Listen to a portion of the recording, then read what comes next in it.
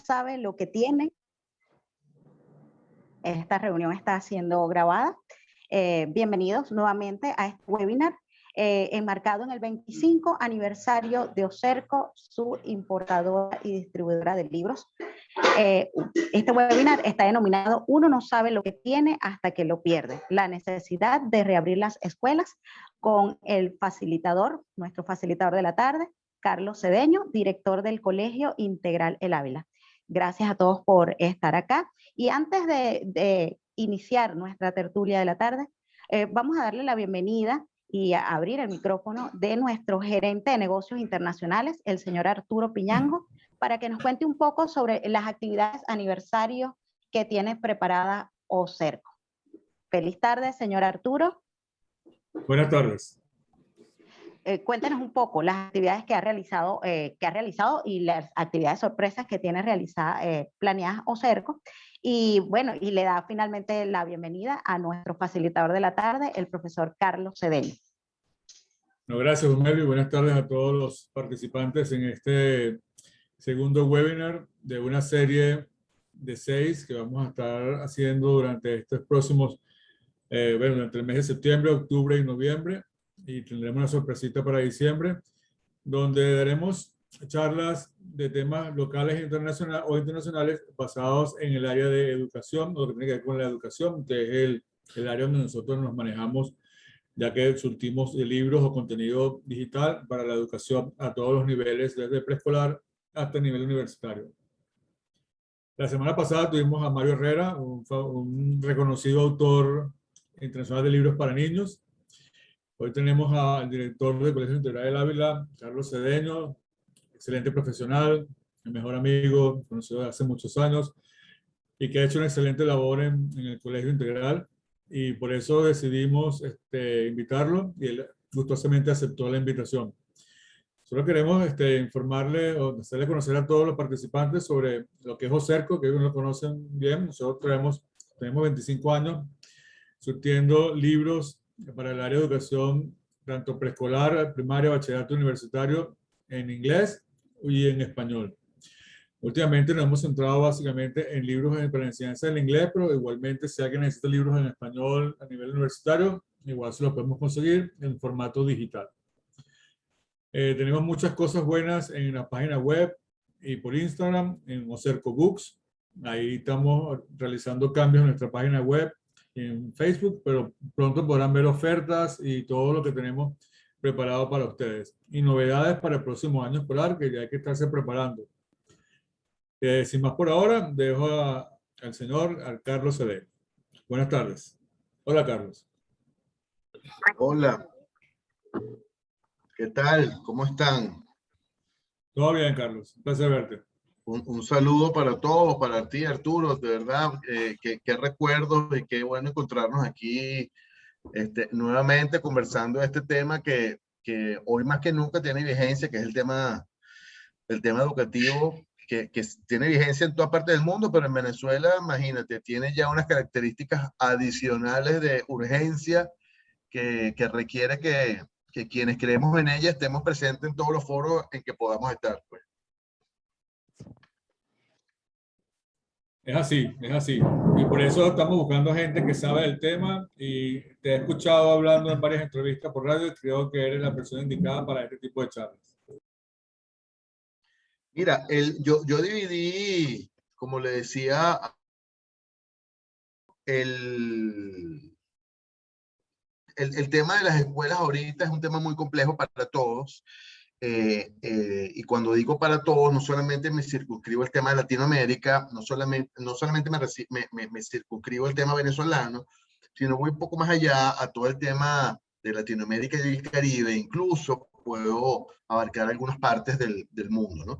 Sin embargo, cuando tú haces una comparación exhaustiva y rigurosa sobre cuáles son las condiciones en todos los contextos, ciertamente ves que en el caso venezolano hay una situación agravada, una situación un poco más compleja que necesita, digamos, la presencia de gente entendida en el tema, necesita la presencia de mucha reflexión, necesita la presencia de mucho análisis profundo y sin duda necesita la presencia gubernamental para ordenar un poco todas las iniciativas, todas las ideas y darle valor a lo que tiene valor. Para esta presentación yo hice algunas preguntas de una entrevista reciente que me hicieron, que fue a través de preguntas, me parecieron algunas de ellas muy interesantes y por eso las plasmé para organizar un poco la idea. La primera de ellas tiene que ver con lo siguiente: ¿por qué llevamos 18 meses sin clases?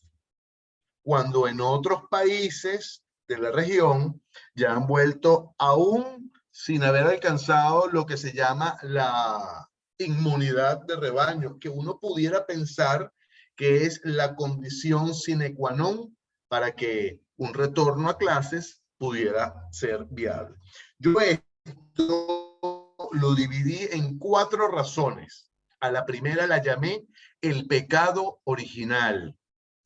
Ese pecado original sucedió, esa Eva que le dio a Adán la manzana, se la dio el 13 de marzo. Es más, no se la dio el 13 de marzo, se la dio el 16 de marzo de 2020.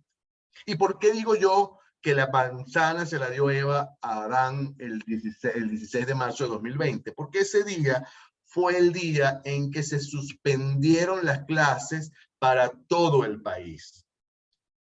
Las personas muchas de las personas que veo en la audiencia saben que el primer caso estuvo muy cercano a Terrazas del Ávila y saben que había un caso en el país, al menos reportado, pero que habiendo un caso se suspendieron las clases en todo el país. Es decir, en Araguaimujo.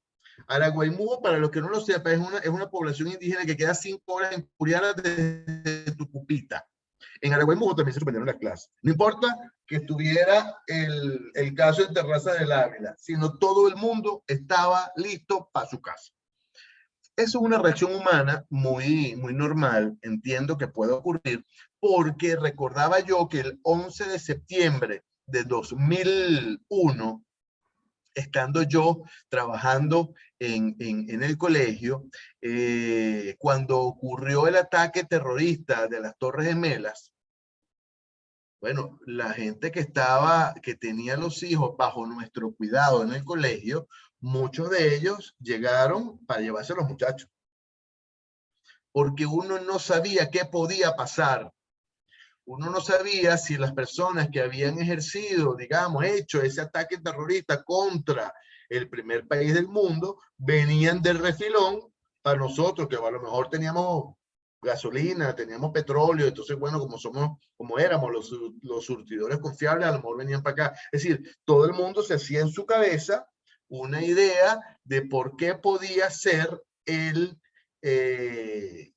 más peligroso o el siguiente en el ataque de estos grupos terroristas. Y por eso a mí me vaciaron el colegio en ese momento. ¿Qué ocurre?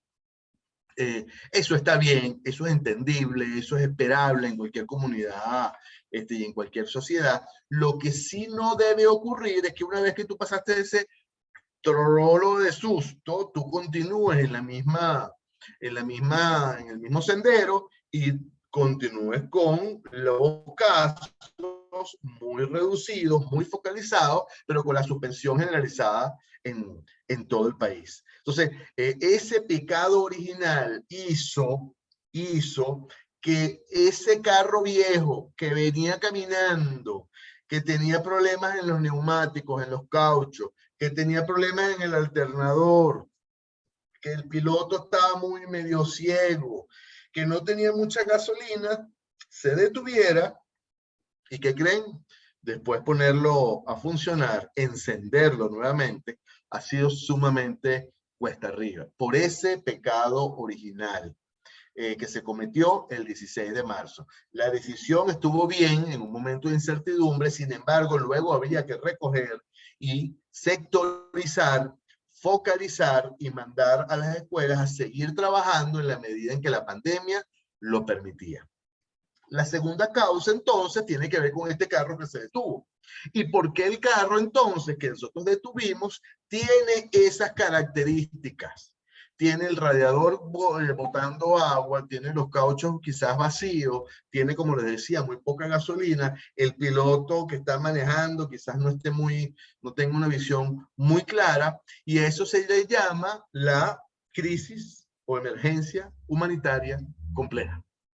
Es decir, no tiene nada que ver con la pandemia, no tiene nada que ver con el COVID-19, no tiene nada que ver con medidas de bioseguridad, sino tiene que ver con lo que es probablemente el desmantelamiento del cuerpo docente en Venezuela. Tiene que ver con la falta de servicios básicos en nuestras escuelas, servicios como el agua, como la electricidad. Escuchaba un reporte de algunos maestros de zonas rurales en los que dicen que muchas de las escuelas que ellos tienen cerca ya no tienen ni techo después de 18 meses cerradas, porque bueno, las bandas, los malandros, se llevan hasta los techos, ni hablar de las piezas de baño o algunos otros enseres que son, digamos, que están presentes siempre dentro de las escuelas. Los salarios de los maestros, un maestro que gana $2 al mes, y que quizás el más avanzadito, el que tiene más estudios, puede estar sobre los $8 al mes, es un maestro que tiene cero motivación para poder reiniciar sus actividades escolares, más allá de su vocación, más allá de su creencia en que los niños pueden ser buenos, más allá de sus afectos normales que tenemos todos los maestros para con nuestros estudiantes, ¿no? Sobre eso, algunos datos así importantes. El Educamiranda, que es un grupo de educadores que, bueno, por voluntad propia se reúnen y tienen un grupo y hacen algunos análisis de lo que es la educación pública, la educación oficial en Venezuela. Hizo recientemente una encuesta en junio de este año, para 90 y pico escuelas de Miranda, de Caracas y del estado de La Guaira. Entre otras cosas, reportaron que 84% de las personas encuestadas, es decir, maestros, indicaron que había falta total o irregularidad en el suministro de agua en las escuelas, y que ese era su principal problema, que no tenían agua. Quienes hemos hecho vida en escuela sabemos que podemos lidiar con todo, pero que la falta del agua es una de las cosas que pudiera llevarnos a nosotros a parar actividades, a suspender, porque eso puede tener una escala que se convierte en algo inmanejable, ¿no? Luego el observatorio de Servicios Públicos de Venezuela, en una data reciente, habla que el 56% de los venezolanos evalúa de forma negativa el servicio de eléctrico, mientras que el 34% reportó interrupciones diarias que pueden ser de 2, 3 o 4 horas. Eso está relacionado también con el manejo de las escuelas, con toda la rutina de las escuelas, pero no está relacionado con la pandemia. Está relacionado con la crisis humanitaria compleja que sufrimos los venezolanos y que tiene un impacto directo en todo lo que tiene que ver el quehacer escolar. Luego hay una tercera causa, voy un poquito más rápido, que está asociada a lo que es la desinformación y la incertidumbre.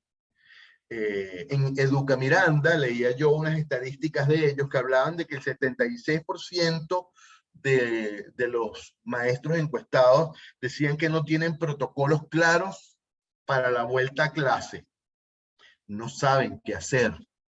Y el 68% dice que no quiere volver, que le da miedo. Por supuesto, si tú no tienes un protocolo claro, la reacción inmediata, lógica que ocurra, es que tú no quieras volver. Y a esto se le suma que dentro de nuestro imaginario colectivo se ha creado la figura que las escuelas son el apocalipsis, que quien entra ahí no tiene ninguna posibilidad de no contagiarse, no tiene ninguna posibilidad de salir vivo. Y por el contrario, las escuelas pueden ser el lugar más seguro al que asistan nuestros niños. Pueden ser el lugar en el que haya una persona que sí le haga el seguimiento a los muchachos de cómo deben utilizar el tapaboca y cómo deben ponérselo alrededor de la cara. Es el único lugar donde un maestro está pendiente de un muchacho para que use las medidas de bioseguridad. Porque cuando ese mismo muchacho se va para el centro comercial X, Y o Z, la única medida de seguridad que tiene ese centro comercial, con el perdón de las personas que tienen centros comerciales, los cuales me parecen maravillosos, es que hay un señor en la puerta que te mide la temperatura, cosa que no tiene mayor impacto en control epidemiológico, y te pone un poquito de gel en la mano para que tú te laves. Entonces, bueno, ya ahí, digamos, tú entras a una burbuja, cosa que es absolutamente falsa. Entonces, la desinformación sobre cómo funcionan las escuelas, la desinformación de cómo se transmite el virus, la cantidad de cosas que se envían por grupos de WhatsApp, sobre cómo es el asunto, hace que genere mucha incertidumbre y que la gente vea que las escuelas son, como les digo, un hueco negro, un agujero negro donde si se entra, hay muy pocas o ninguna posibilidad de salir.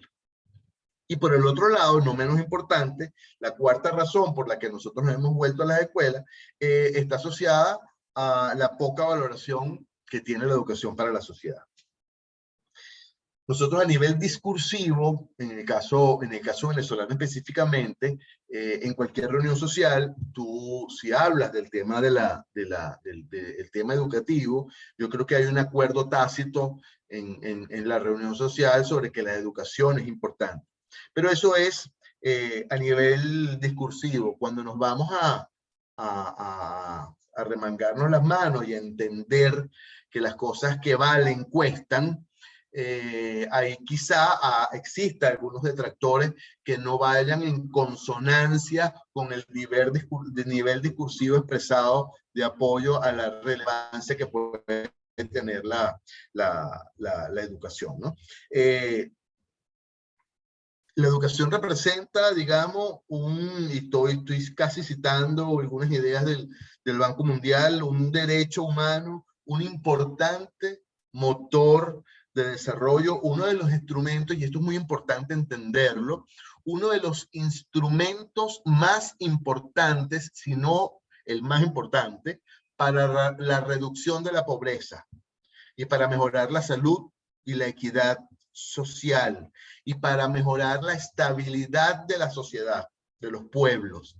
Y la educación tiene un impacto a nivel, digamos, individual, personal, que es que promueve empleo, promueve salud, reduce la pobreza, y a nivel social es un motor para el desarrollo sostenible a largo plazo, promueve la innovación dentro de las sociedades, fortalece las instituciones, óigase bien, fortalece las instituciones y además promueve la cohesión social. Desde el punto de vista práctico, un dato.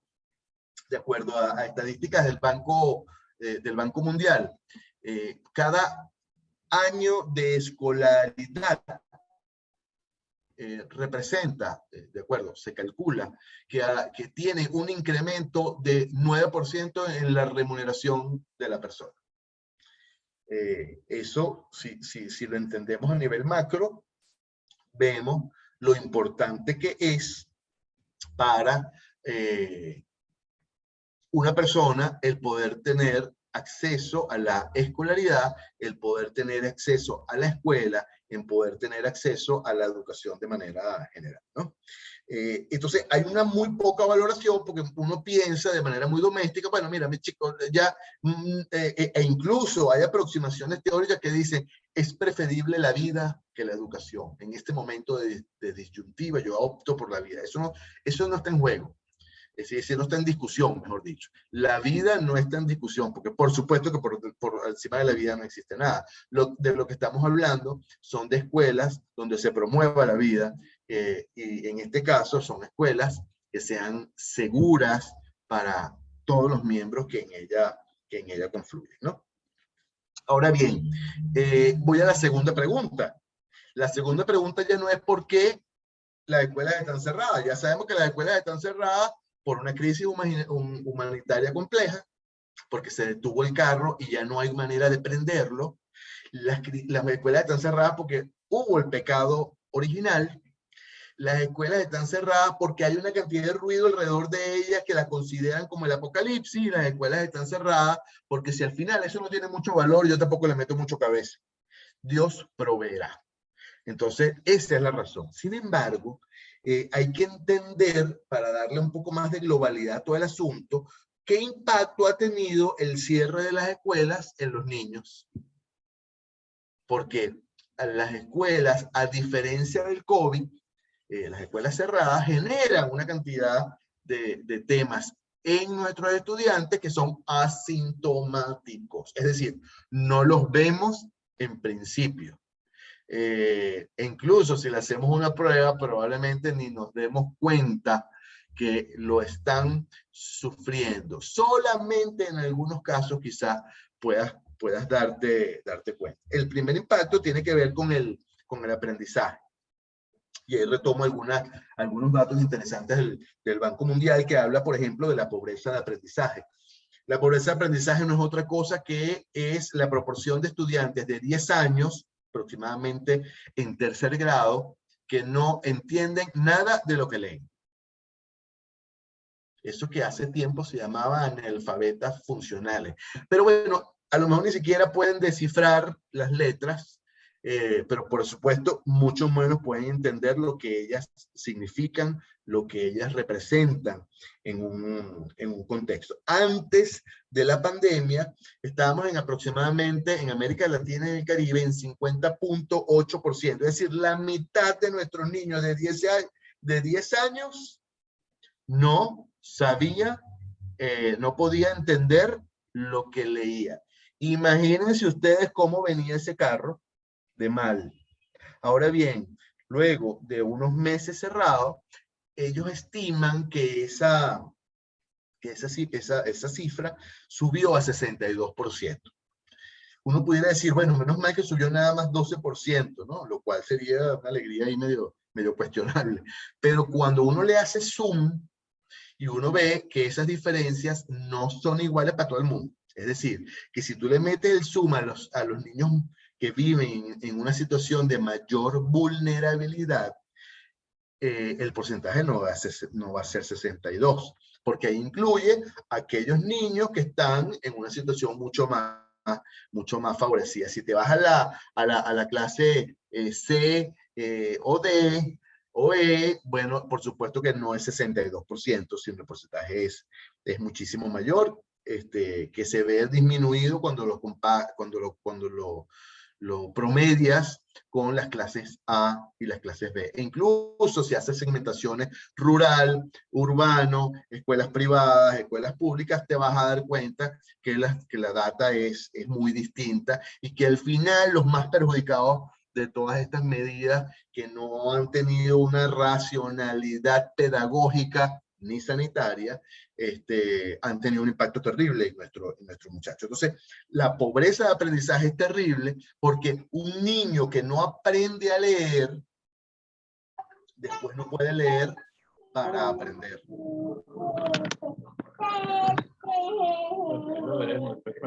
Hola, Mireya. Ay, mamá. ¿Dónde dejo esto? Mireya, Brito, si le puedes apagar el micrófono, chéverísimo. Pero es que yo... Listo. Luego, eso es parte del impacto. Luego tienes un tema que también se ha estudiado mucho, que es la pérdida de aprendizaje. Los maestros sabemos que nuestro principal enemigo en el aula es agosto. Y ese agosto se operacionaliza con una frase contundente que hacen nuestros alumnos para nosotros. Dicen nuestros muchachos, eso cuando un profesor está explicándole algo y el profesor se voltea a decirle, mire, esto lo vieron el año pasado. Y los muchachos dicen, eso no nos lo dieron. Esa frase de eso no nos lo dieron significa pérdida de aprendizaje. Es decir, ese muchacho llegó de agosto y se le olvidó. Probablemente a ustedes les pasa como a mí, que cuando van a hacer una división y no cuentan con el celular para hacer la cosa ahí trampeada, uno la hace, pone la galea, creo que se llama, el divisor, el dividendo, el cociente, el residuo y tal, y uno más o menos se acuerda, pero al final uno dice llevando, ¿y cómo hace? ¿Dónde pongo la coma? Pues, es porque a uno se le olvida.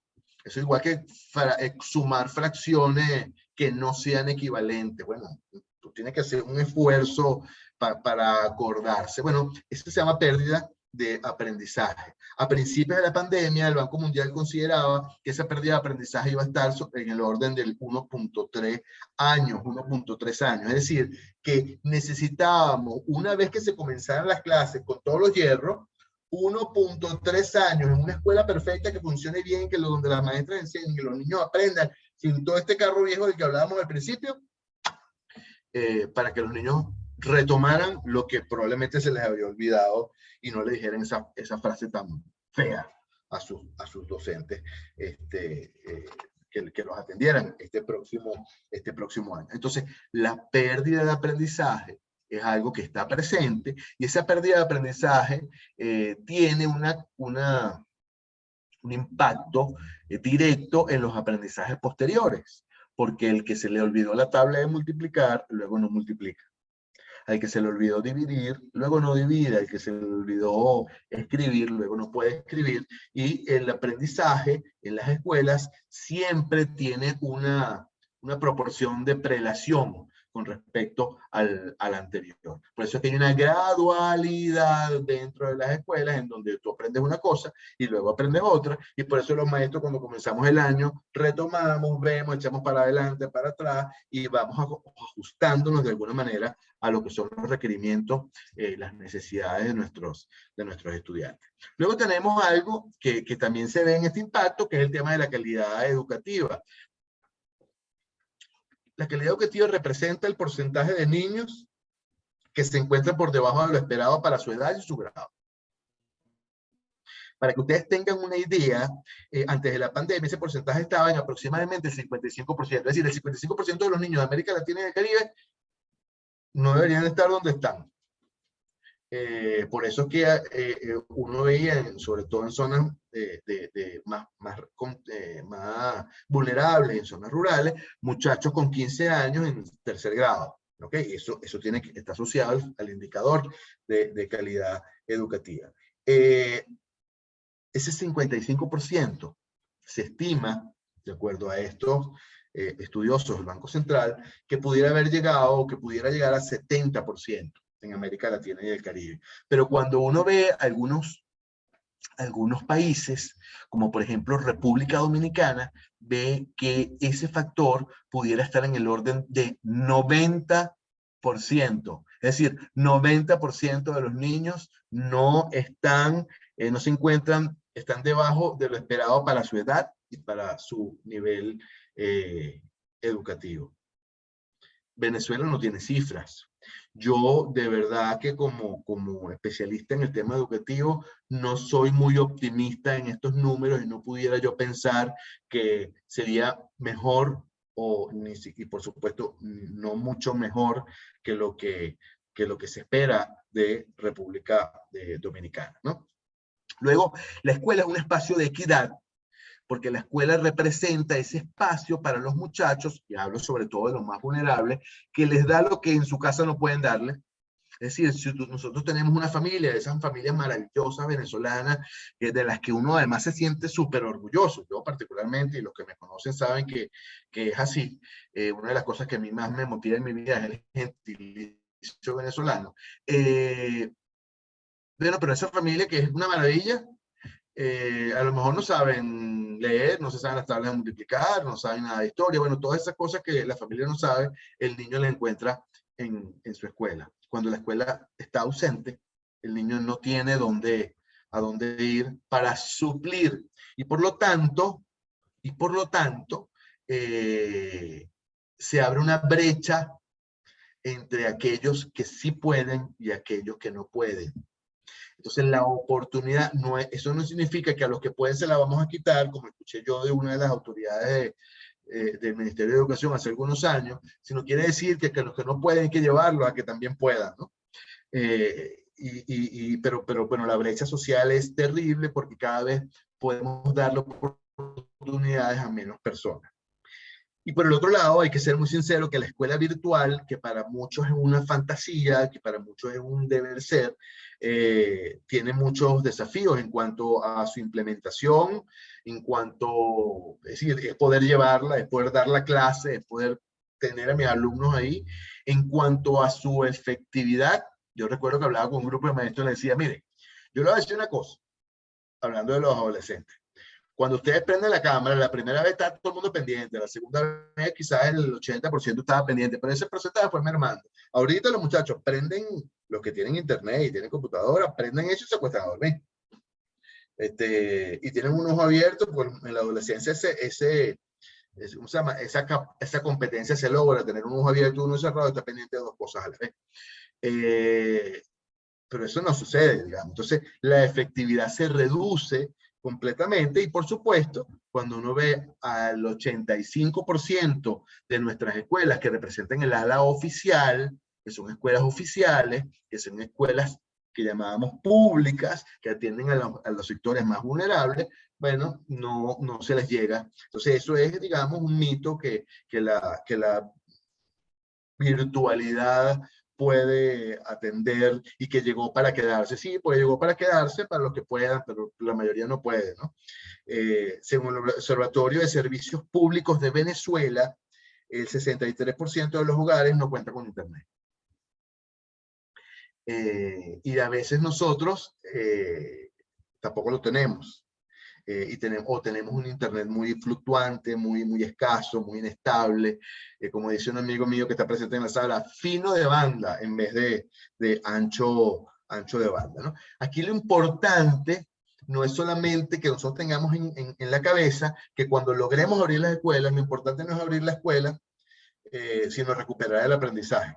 Es decir, va un poco más allá que solamente abrir la escuela. Ya la escuela es un logro. Y les voy a decir por qué, porque hay una cantidad de impacto emocional que tenemos ahí. Pero tenemos que ir más allá y tenemos que garantizar el aprendizaje. El otro factor tiene que ver con el impacto socioafectivo que el cierre de las escuelas ha tenido, ¿no? Ahí me voy a basar en algunas datas del Servicio de Atención Psicológica de SECODAP, que son gente sumamente seria, que tienen muchos años. Yo no sé cuántos años tiene SECODAP, pero tratando de velar por los derechos de niñas y adolescentes de una manera muy sistemática y sumamente seria, ¿no? Lo primero que tengo que decirles es que en Educamiranda reportan que el 58.5% de los docentes afirmó no haber atendido de manera regular a todos sus alumnos. Educamiranda hizo este levantamiento de información, como les dije, en Miranda, en Caracas y en La Guaira, a un poco más de 90 escuelas. Y el 14% de estos docentes dijo no haber podido atender a ninguno de sus alumnos. Entonces, esto lleva sin duda a un aumento de lo que pudiera ser la deserción escolar de nuestros muchachos. Y ahí voy a incluir una conversación que tuve yo con una niña de 16 años, que me decía, mira, profesor, para mí mi liceo tiene sentido en la medida en que yo estoy con mis amigos. Y yo hago todo lo que me dicen estos profesores y cumplo con todas estas tareas que me mandan para estar con mis amigos, porque mis amigos son lo más importante que yo tengo en mi vida. Pero te voy a decir una cosa en confianza, me decía la muchacha. Si a mí me quitan este incentivo, ¿para qué yo voy a hacer todo lo demás? Es decir, la escuela pierde sentido para una buena parte de los estudiantes que necesitan relacionarse, sobre todo en las edades de la adolescencia, en donde los amigos, donde las relaciones, donde la aceptación es sumamente importante. Adicionalmente, la escuela no es solamente un espacio de aprendizaje. La escuela representa un espacio de protección y un espacio de contención social. Cuando la escuela no está abierta, le está cediendo espacio a las bandas, le está cediendo espacio a la violencia, al narcotráfico, a los delitos, porque bueno, los muchachos empiezan, no se quedan en su casa y empiezan a buscar, digamos, esas mismas relaciones, pero en espacios que no, quizás no estén aptos, o no sean los ideales para aceptarlos a ellos, ¿no? Las escuelas ofrecen una salud emocional. El hecho de pararse todos los días e ir a un lugar donde haya alguien que te esté esperando, te esté exigiendo para hacer algunas cosas y luego te dé una tarea que tienes que entregar al día siguiente, que te pida a ti que te vuelvas a parar y vuelvas a ir, ya estamos entrando de uno de los estándares de salud que uno puede tener para un estudiante, para un niño, para una niña o para un adolescente. Cuando hablamos de, les decía, del SECODAP, de la atención psicológica del SECODAP, el SAP de SECODAP, hay cifras interesantísimas como porque, por ejemplo, que aumentó considerablemente el tema de las consultas psicológicas de jóvenes y niños. Y les digo que la mayoría no es lo que van, la mayoría no va porque o no sabe que necesita ir o le da pena ir. Pero el 66% de las consultas fueron de niños y adolescentes. El 21% de estas consultas representaban ideas suicidas. Niños que perdían sentido de la vida y que buscaban estos espacios para poder encontrar algún reencuadre. El 34% de los casos eran por violencia por motivos sexuales y hay un 19% por violencia intrafamiliar. Entonces, la violencia, el abuso sexual por el sobrecontacto en nuestras escuelas está presente, estaba presente, y eso era motivo para que nuestros niños pidieran ayuda. De acuerdo a lo que yo les decía, la escuela es un espacio de contención, de protección para nuestros niños. El niño está metido dentro de la escuela y no está en la banda. El niño está metido en la escuela y no está con algún familiar que quiera abusar de él sexualmente. O el niño está metido en la escuela y no está metido dentro de una casa con quizás un metraje muy reducido, donde están unos muy pegados a los otros, y eso genera, por supuesto, los niveles de violencia que pudieran tener en una de estas cosas, ¿no? El 39% de las personas que fueron a estas consultas o que siguen yendo a estas consultas presentan alteraciones del estado de ánimo, depresión, ansiedad, angustia, irritabilidad, rabia. Y esto es un caldo de cultivo para muchas otras cosas que están presentes, digamos, en nuestros niños y que obviamente los marcan considerablemente, ¿no? La tercera pregunta que le hago, ya vimos la primera, porque las escuelas están cerradas. La segunda, el impacto que tuvo esto desde el punto de vista académico y desde el punto, está teniendo, desde el punto de vista académico y desde el punto de vista emocional. La tercera es una pregunta muy sensata que me hacían: ¿cuáles son las mayores dificultades que vamos a tener para abrir? Porque abrir escuelas en Colombia es distinto a abrirlas en Perú, pero es distinto a abrirlas en Venezuela. Yo creo que la principal, uno de los temas que tenemos que abordar con mayor franqueza es que sin maestros no hay escuelas. Y nuestras escuelas de educación, nuestros formadores de maestros están sin alumnos. Y los maestros han encontrado espacios de desarrollo mucho más rentables que los que les provee la educación, el estar con sus niños. Cualquier cosa es más rentable que dar clase, pues. Entonces, yo sí creo, hablaba con una escuela nacional en días pasados, que más o menos cuenta con aproximadamente 1.250 estudiantes de bachillerato. 1.250 estudiantes que cuando se hizo la llamada a los, digamos, profesores para que fueran, se presentaron 16, los demás renunciaron. Entonces son 16 profesores para 1.250 alumnos. Y profesores especialistas, además, que de repente están en ciencias de la tierra o en educación, ¿cómo se llama? Física, pero no necesariamente pueden dar literatura o inglés. Entonces, esa es la tragedia, ese es uno de los grandes problemas, una de las mayores dificultades que nosotros vamos a tener. Según la encuesta de Educamiranda de junio, hay 6 factores que condicionan, de acuerdo a los maestros, el regreso a clases. Uno de ellos tiene que ver, el regreso a clases presenciales. Uno tiene que ver con la situación salarial. El 73% habla de tener una situación salarial muy precaria. La vacunación habla un 71% como una condición para que se den las clases. Las medidas de bioseguridad claras para bajar la incertidumbre, habla de ello un 66%. La falta de maestros, el 60%. La deficiencia en alimentación de los niños, un 58%. Y la infraestructura escolar, un 55%. La pone como uno de los factores más importantes para, unas dificultades más importantes para poder tener clases presenciales. Luego, otra de las cosas que nos pone peso en el ala, plomo en el ala, es que hay improvisación en un tema que genera mucha incertidumbre y que requiere ofrecer mucha seguridad. Es decir, si nosotros vamos a abrir la escuela el 18 de octubre, en este momento tendría que estar todo el mundo revisando, leyendo, haciendo mesas de trabajo de cómo funciona el protocolo en cada una de nuestras escuelas, dependiendo de las características que tengan cada una de ellas, ¿no? No hay claridad en la dotación necesaria para las escuelas oficiales. Nos van a dar el tapabocas, no nos van a dar, nos van a dar alcohol, no nos van a dar alcohol, nos van a llenar gel y dónde lo vamos a poner.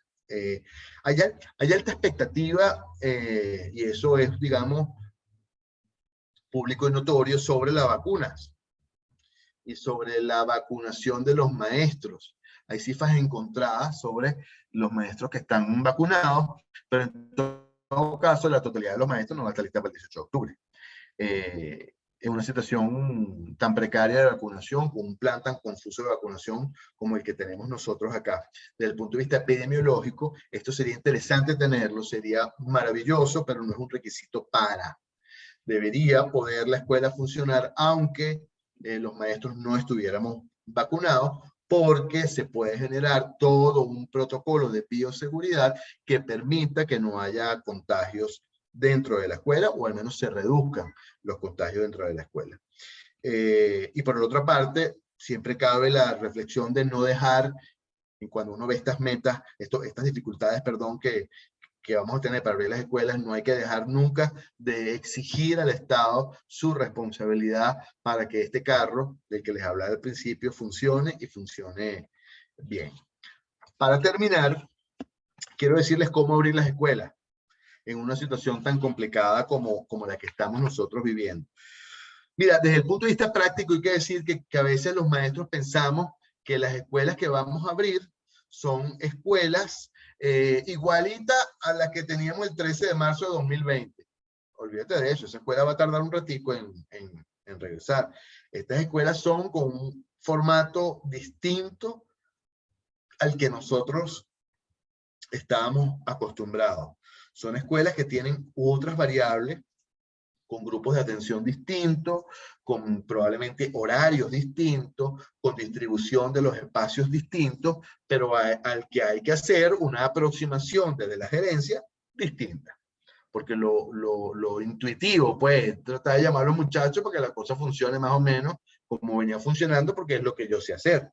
Pero lo que yo sé hacer no necesariamente me sirve para este caso. Tengo que inventar una nueva manera de hacer las cosas.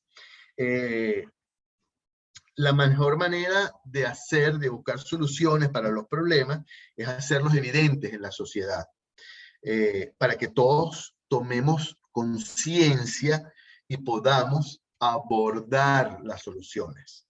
Es decir, no podemos diagnosticar las escuelas, saber que no tienen techo, saber que no tienen baños, saber que no tienen luz, saber que están en una situación deplorable y no hacer nada y no ponerlas en evidencia. La mejor manera de evidencia con los niños ahí, cuando tú veas que no pueden ir al baño, cuando veas que no pueden tener luz, que es una cosa de la mínima dignidad de cualquier ser humano y por supuesto de nuestros niños, niñas y adolescentes. Pero hay que diferenciar lo que es la emergencia humanitaria de la pandemia, porque ambas tienen soluciones distintas. No es la misma solución para ambas. La pandemia tiene unas características y hay que abordarla con mucha seriedad, con mucha rigurosidad, con mucha claridad. Pero la crisis humanitaria tiene otras características que también necesitan mucha reflexión y profundidad y algunas acciones mucho más profundas. Por ejemplo, el tema de los docentes, que no es poca cosa. Como les decía, un maestro, una escuela es en la medida en que haya maestros, si no la escuela no existe. Y el techo de mis maestros es el techo de mis alumnos, por lo cual yo tengo que obligatoriamente invertir en mis maestros. Un maestro que tenga una remuneración de $2 al mes, no estoy invirtiendo en ese maestro y no le estoy poniendo un techo alto. Pero ¿saben qué es complicado?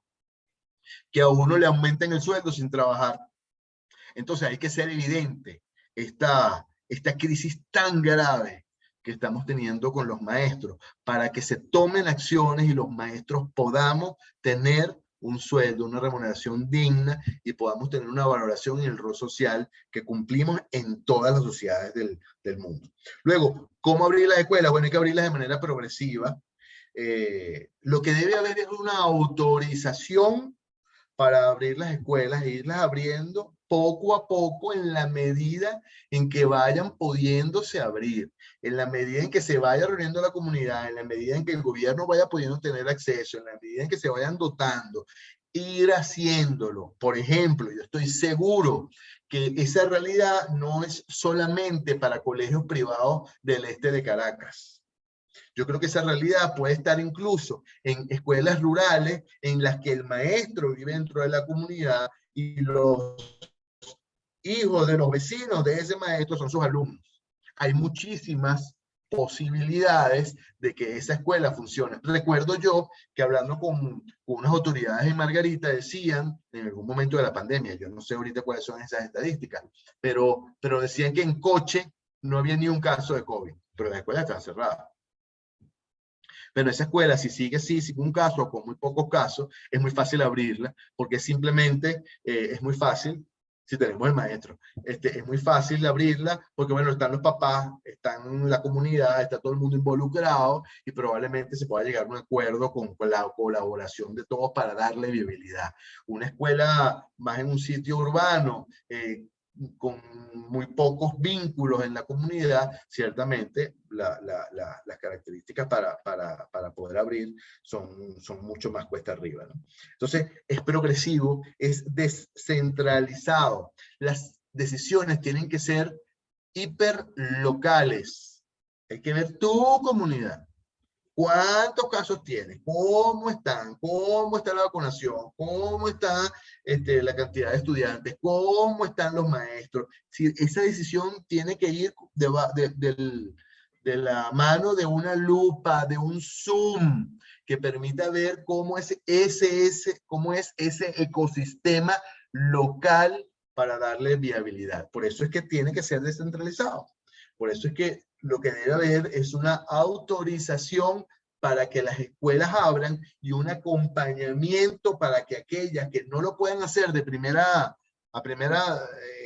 en principio, puedan hacerlo a mediano o a largo plazo, ¿no?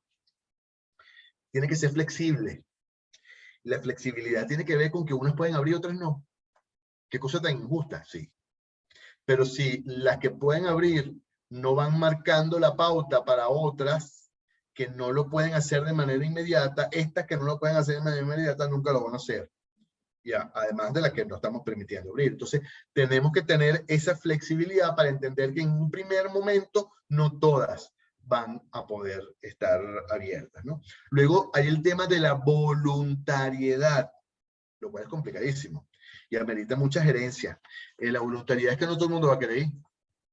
Y no todo el mundo, hablo yo de los, no solamente de los estudiantes, sino a veces de los maestros, porque están aterrados por todas las razones que había expuesto anteriormente. Y eso hay que manejarlo con mucha mano derecha y con mucha mano izquierda para tratar de tener la mayor cantidad de docentes bien seguros, bien cuidados, y la mayor cantidad de estudiantes bien atendidos, también bien seguros y también bien cuidados. Pero vamos a pasar por un periodo de voluntariedad que es obligatorio y que bueno, va a requerir un esfuerzo de parte nuestra, ¿no? Luego, creando condiciones, las condiciones hay que crearlas, no llegan solas. Pero para ello tenemos que reconocer el problema que tenemos. Tenemos que reconocer que el carro está parado y que lo necesitamos encender. Y tenemos que ver cuáles son nuestros cuellos de botella para atacarlos y para crear las condiciones para que ese carro pueda volver otra vez a la vía y pueda llevarnos a buen destino. Y los profesores y los directores no pueden solos. Por ello es que esta vuelta a clases tiene que pasar por una puesta en común con toda la comunidad para que empuje el carro. Y si los cauchos están desinflados, bueno, lo cargaremos, pues. Y si el motor pasa aceite, bueno, compraremos un poco de aceite usado para ir echándose mientras podemos exigir soluciones un poco más definitivas. Lo que no podemos es quedarnos en la casa con los niños sufriendo todo lo que hemos hablado que sufren desde el punto de vista académico, desde el punto de vista emocional, y no poder, digamos, agrupar voluntades en función de esto, ¿no? Hay una cosa que pasa que es importante y las personas que han estado en algunos grupos conmigo hablando de estos temas, yo siempre le hago hincapié, incluso lo hablaba en algún caso con el doctor Julio Castro, que las decisiones para abrir las escuelas deben ser pedagógico-sanitarias. No pueden ser sanitarias y tampoco pueden ser pedagógicas. Tienen que incluir las dos variables. Porque en el momento que dejas de hacer una, pierdes el foco, pierdes el norte, pierdes el propósito y pierdes la amplitud del impacto que tiene la escuela y de lo que puedes lograr una escuela. Lo sanitario te da seguridad, te da viabilidad en un momento tan duro, tan complejo como el que estamos viviendo, y lo pedagógico te hace entender para qué tú estás ahí, la importancia que tienes ahí, allá dónde debes tú esforzarte para beneficiar de manera eficiente a tus estudiantes, a tus niños, a tus niñas y tus adolescentes, ¿no? Y por último, hay que hacer un diagnóstico, hay que hacer un levantamiento de la situación de cada escuela para saber la situación en que se encuentra y cuáles son sus necesidades de apoyo. Y buscar quién es la persona ideal, siempre exigiendo al ente rector como principal responsable de esto y la persona que, digamos, los que tienen que brindar muchas de las soluciones que se escapan de lo que nosotros hacemos, ¿no? Lo cual no quiere decir que nosotros estemos atados de manos. Podemos buscar soluciones, aunque sean paliativas, para poder arrancar las escuelas. El Lila Vega, gran amiga, pediatra, coordinadora de la red de madres, padres, representante, siempre pone el ejemplo de África y ve cómo se ponen unos, creo que se llama aguamanil, que son unos tobos, digamos, con un chorro, se llenan de agua y ahí los muchachos se lavan las manos. Pues ahí vamos, hay una iniciativa ahorita patrocinada por la Embajada de Francia en Petare, que es una maravilla, que se llama Lata de Agua. Los invito a buscarla por internet, y es un sistema de recolección de agua de lluvia que pasa después de ser recolectado por unos filtros, en principio un filtro de piedra y luego un filtro un poco más delicado, y te da un agua con un 85% de uso. No es un agua potable, pero es un agua para lavarse las manos, para los baños, para el aseo de la escuela, y es algo que, bueno, que está sucediendo en medio de una crisis por la falta de servicios básicos. No quiere decir que nos vamos a conformar con eso. Quiere decir que esto es una solución inmediata para poder darle viabilidad a las escuelas de lo más preciado que cualquiera de nosotros puede tener, que son sus hijos, que son nuestros niños. Para terminar, termino con una frase que no es mía, pero que yo casi que la he hecho mía porque para mí significa mucho y que creo que ilustra todo lo que hemos conversado en esta tarde. Esa frase se la escuché yo a Juan Maragall, mi gran amigo educador, que dice que el futuro de un país se parece al presente de sus escuelas. Si nosotros tenemos nuestras escuelas cerradas, imagínense ustedes el futuro que nos depara. Muchísimas gracias.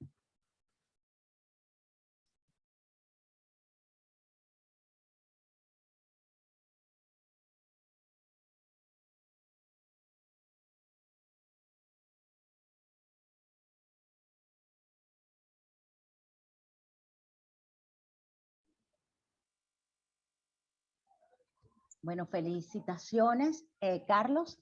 ¿Hay por alguien que acá me estoy escuchó? viendo- Sí, todo. De hecho, estamos viendo por acá los comentarios. Estupendo, Carlos, excelente, Carlos.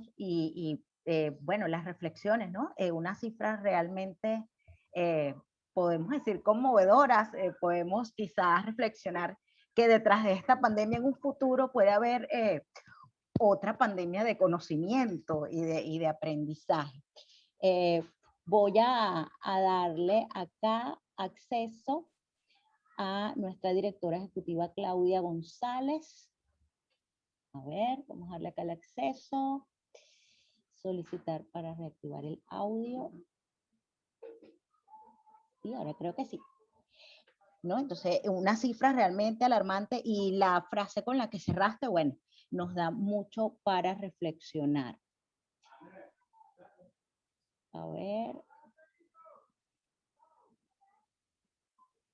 Ay, estoy aquí tratando de activarle el audio a nuestra directora ejecutiva. Ahora sí, Claudia.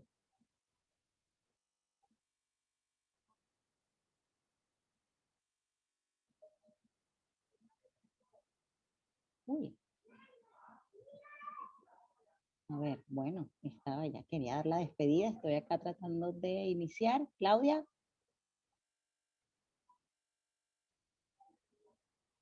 Sí, ahora creo que sí.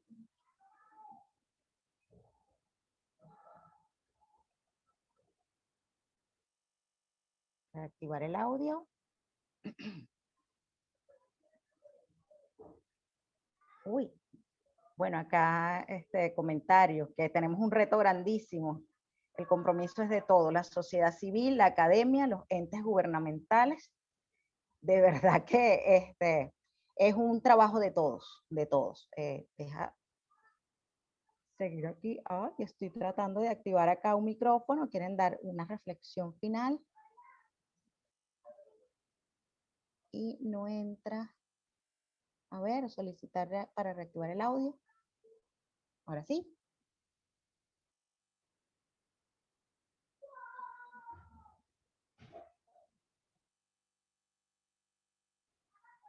Ahora sí. Claudia, ¿puedes reactivar el audio?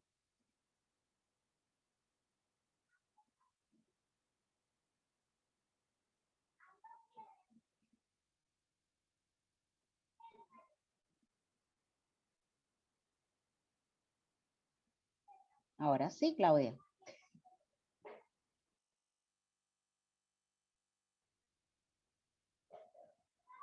Me imagino coanfitrión, ¿sí?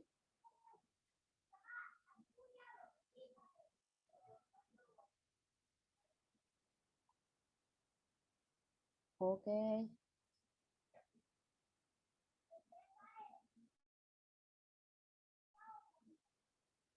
Bueno, estoy aquí tratando como coanfitriona. Ya Claudia González está de coanfitrión. Claudia.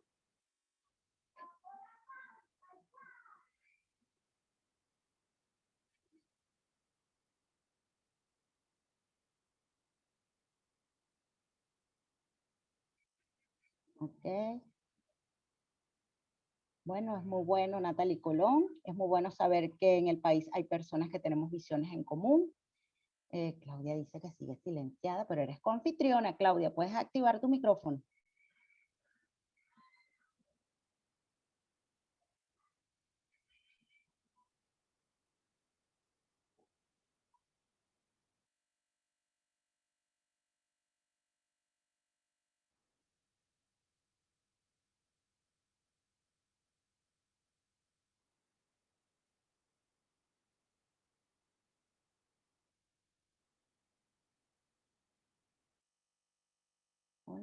Bueno, será por problemas de conexión.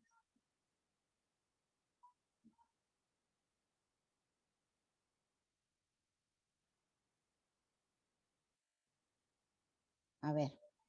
Bueno, me escuchan. Yo como que voy a despedir esta sesión, Carlos. Y Magistral, magistral. Sí, estamos tratando de hacer una despedida acá con una reflexión de nuestra directora ejecutiva, de Claudia González, pero estamos tratando de activar el micrófono y no se activa. Bueno, realmente un agrado, de verdad, un honor para OCERCO y para todos los que están presentes. Muchísimas gracias. Aquí se deja habilitar a todos, están habilitados. Todos están habilitados por acá.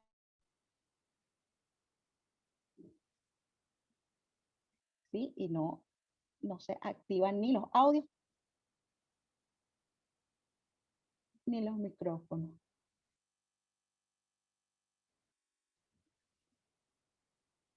Bueno, Claudia, muchísimas gracias también a Claudia González, la directora ejecutiva.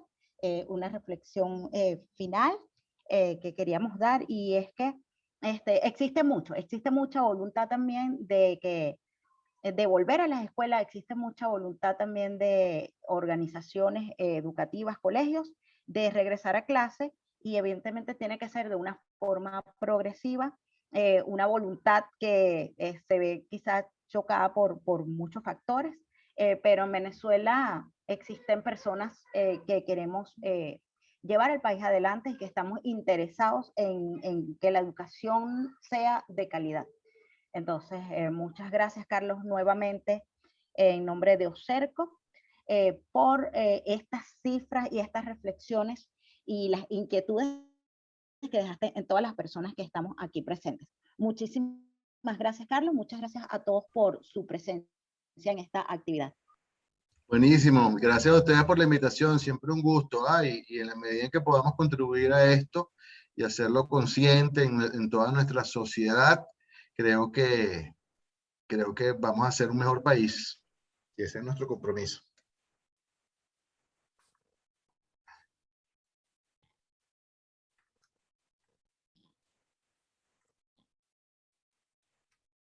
Vale, gracias.